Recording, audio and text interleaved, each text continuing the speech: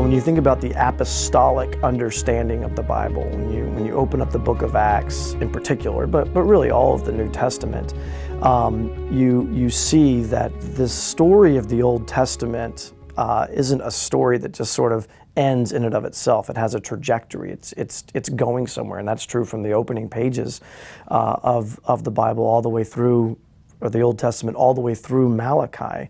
There's this anticipation of something. There's an anticipation of fulfillment. There's an anticipation of sort of eschatological substance, where there's something greater outside of that moment in the story. And the Old Testament, the heartbeat of the Old Testament, is looking for that and looking for that. Wherever they go, whatever blessing the Old Testament people are in, whatever season of curse they might be in, whatever season of distress or joy they might be in, there's always something outside of them. And the apostles understood what Jesus himself taught, and that is the story of the Old Testament is pointing to Jesus Christ. And Jesus says in Luke 24, in essence, the whole Old Testament is really a story about me, that Moses and the law and the prophets and the Psalms, these are all ultimately about me. And he says in the Gospels as well that today the Scripture has been fulfilled in your presence, in me, and it's really a story about Jesus.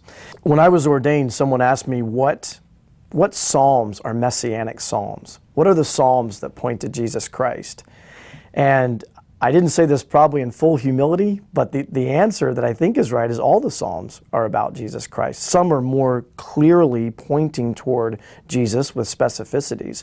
But at the end of the day, he's the author and the substance and the trajectory of all the Old Testament words. And you have all of these types of mediators and priests and prophets and kings in the Old Testament, all pointing to that trifold office which Jesus alone can fulfill perfectly as both God and as man.